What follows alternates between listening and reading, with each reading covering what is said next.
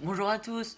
Aujourd'hui, première vidéo explicative de ma chaîne YouTube qui va être consacrée au Rubik's Cube 3x3. Donc le Rubik's Cube classique, 3 étages, 3 lignes de 3 pièces. Donc ce sera toutes les notions de base à savoir sur le cube et aussi euh, les améliorations, la progression, les paliers à franchir. Alors déjà, les notions de base. Euh, Déjà, il faut savoir qu'un cube est composé de trois types de pièces. Les coins, qui sont composés de trois couleurs. Là, par exemple, ce coin, le coin blanc, bleu, orange. Les arêtes, qui sont composées de deux couleurs, blanc, vert. C'est ces pièces-là, en fait, les arêtes. Et les centres, les centres, tout simplement.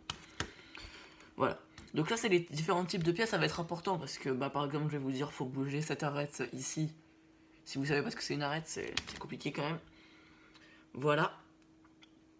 Euh, Donc, je vais également dans cette vidéo vous apprendre la notation internationale, c'est-à-dire qu'est-ce qu'il faut bouger, en gros les notations qui vont correspondre chacun à une tranche.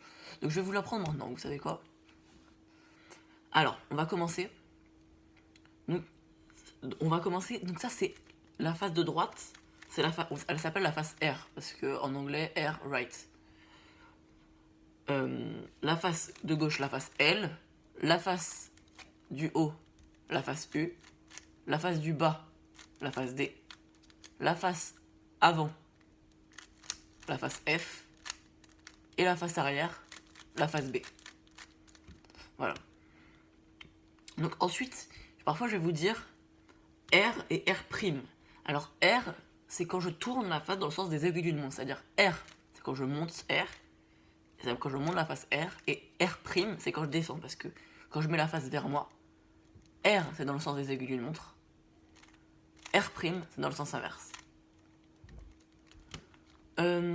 Donc L, du coup, c'est l'inverse. Quand je descends, c'est L, et quand je monte, c'est L'. Donc là, vous pouvez voir, quand je descends L, sens des aiguilles d'une montre, quand je monte L, sens inverse. Voilà, et en gros, ça marche comme ça. Donc U, U', D, D, D', F, F', B, B'. Voilà. On va maintenant parler un petit peu des paliers, des méthodes, des différentes méthodes, des différents paliers à franchir. Alors, au début, vous allez déjà apprendre une méthode débutante. Généralement, la méthode débutante, il y a plusieurs méthodes vous choisissez celle qui vous convient. Généralement, ça consiste à d'abord faire une croix, comme ça, voilà.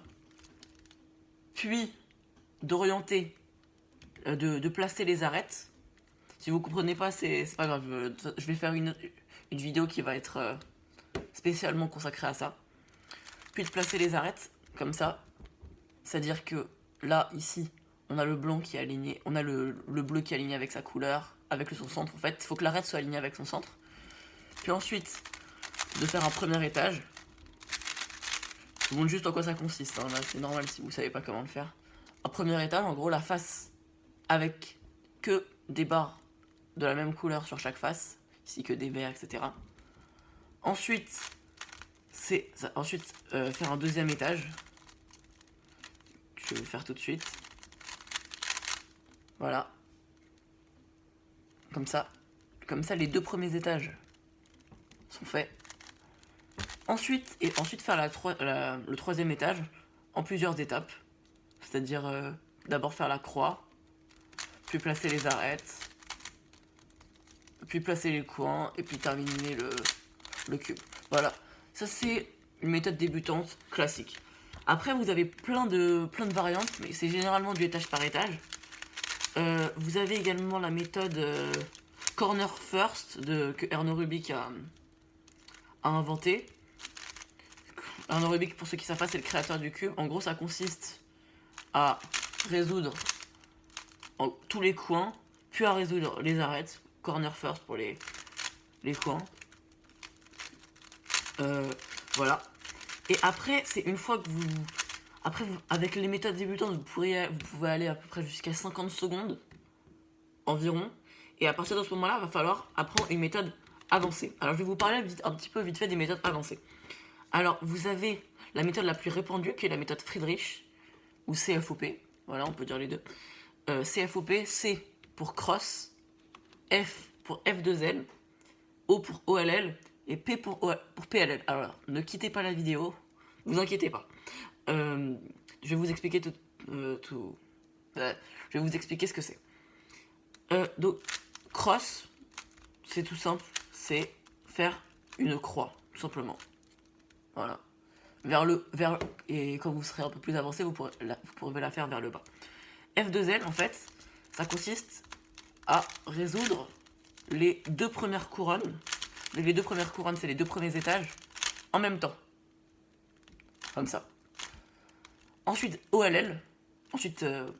OLL, ça consiste à orienter les pièces, c'est-à-dire faire la face. Et PLL, les placer.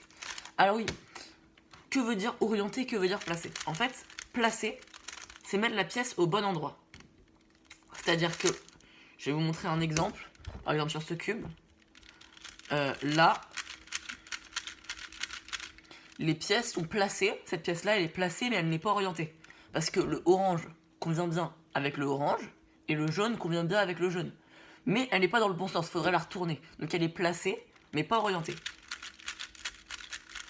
Là, la pièce est placée et orientée. Parce que elle est au bon endroit et... elle est au bon endroit et ça correspond. Le jaune correspond bien avec le jaune et l'orange correspond bien avec l'orange. Donc là, la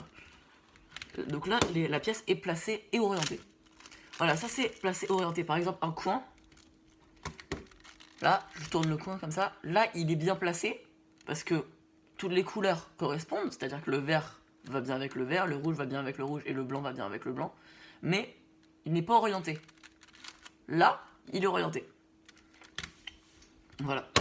Alors, en ce qui concerne les méthodes, là je vous ai présenté vite fait la méthode CFOP. Donc elle contient beaucoup d'algorithmes, mais ça... Parce que, en gros, plus la méthode contient d'algorithmes, plus elle est rapide. Et bon, ça vous le verrez par la suite. Vous avez ensuite la méthode, si vous voulez, si vous êtes déjà avancé. Sinon, si vous n'êtes pas avancé, regardez mes prochains tutos, parce que je vais vous expliquer comment commencer si vous êtes débutant, etc. Donc, ensuite, vous avez également la méthode roue. En gros, la méthode roue, ça consiste à... je suis pas très bon avec cette méthode, mais construire deux blocs. Comme les blocs, on verra la notion de bloc aussi plus tard. Genre ça, par exemple, c'est un bloc. Vous voyez que j'ai du blanc. Et j'ai... En gros, tout ça correspond bien. Voilà. Et construire un deuxième bloc à l'opposé. Comme ça. Un deuxième bloc. Et ensuite, résoudre le reste avec des mouvements M. Donc, ah oui, pas... Les mouvements M, c'est les mouvements du milieu. Je vous les ai pas montrés. Je vous les montrerai juste après. Et de finir de résoudre le cube avec des mouvements M, comme ça. Bon, voilà. Bon, ça ressemble un petit peu à peu près à ça. Vous avez également d'autres variantes comme la méthode ZZ et la méthode Petrus. Vous avez plein de méthodes... plein de méthodes différentes, vraiment, il faut choisir celle qui vous convient le mieux. Généralement, les gens prennent CFOP. Après, il y a certaines personnes qui utilisent roue aussi. ZZ, elle n'est pas très utilisée, plutôt pour le cube à une main. D'ailleurs, on va en parler des variantes comme ça. Petrus pour une autre variante, mais qui s'appelle le fewest move. En gros, ça consiste à résoudre le cube en le moins de mouvements possible. Voilà, donc on verra tout ça dans des prochaines vidéos. Consacrées au sujet. Mais voilà. Donc, maintenant on va parler un petit peu des différentes variantes du cube. Donc, vous avez le 3x3 à une main, qu'on appelle 3x3 OH. Voilà. Voilà, qui consiste à résoudre le cube à une main, tout simplement. Vous avez également une discipline que j'aime beaucoup, qui s'appelle... En gros, c'est le 3x3 à l'aveugle. bah, du coup, qui consiste à résoudre le 3x3 à l'aveugle. Et pour ça, bien sûr, vous avez une méthode particulière qui s'appelle... Il y en a plusieurs en fait, parce que en fonction de votre niveau, la plus simple s'appelle la méthode Old Postman. C'est la méthode qu'utilisent les débutants. Après, vous allez changer, vous allez apprendre la méthode M2 pour les arêtes. Puis la méthode... après, vous avez plein, vous avez horoscope, vous avez 3 styles. Là, ça doit pas vraiment vous parler, tous ces noms, mais... Voilà, c'est le nom de méthode. Ouais, et donc la méthode la plus dure, c'est la méthode 3 styles. Qui est vraiment là. Il y a très peu de personnes qui savent la résoudre. Je dirais il y a peut-être 400 algorithmes voilà, dans les alentours. Je m'y connais pas trop, mais voilà. Donc voilà, vous avez vraiment plein de types de méthodes. Je vais essayer de vous apprendre le plus de choses possible dans mes vidéos. Alors, quand vous serez un peu plus avancé, même si vous savez le faire, à partir du moment où vous savez le faire, vous pouvez. Il y a également des compétitions qui sont organisées par une association qui s'appelle la WCA. En gros, c'est l'association qui organise toutes les compétitions de Speedcube, de Xcube, voilà. Et donc là-bas, vous pouvez... si vous voulez progresser aussi, vous pouvez aller là-bas parce que vous pouvez rencontrer plein de speedcubers qui peuvent vous aider, comme Juliette Sébastien, Alexandre Carlier, Jules Desjardins, je sais pas si ça se prononce comme ça, voilà, Elian Beguec. Après, il y a plein de speedcubers qui ont leur spécialité, par exemple John Backwell pour le Megamix. Vous avez également Lucas D'église pour le Square One, Abdelak Kadour pour les Big Cubes, Arthur Garcin pour le Blind. Voilà, vous avez plein de speedcubers comme ça. Donc le Square One, c'est une autre variante, mais on en parlera sûrement dans d'autres vidéos. Donc voilà, la WCA, si vous voulez, je vous mettrai le lien dans la description. Bon, en ce moment, avec le Covid-19, toutes les compétitions sont annulées, vous vous doutez bien. Mais voilà.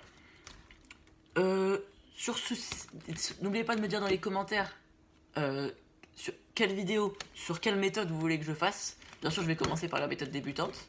La méthode débutante qui a un seul algorithme, hein, qui a seulement un sexy move, c'est-à-dire que c'est un algo de 4 mouvements. Donc dites-moi dans les commentaires si vous voulez que je le fasse. Dites-moi dans les commentaires toutes les méthodes que vous voulez que je vous explique. Je vais essayer de vous expliquer vraiment un maximum de techniques pour que vous puissiez vraiment choisir celle qui vous convient le mieux. Là, n'hésitez pas à mettre un like, ça fait toujours plaisir. Et vous pouvez vous abonner et activer la cloche pour rater aucune vidéo. Sur ce, je vous dis à la prochaine. Salut!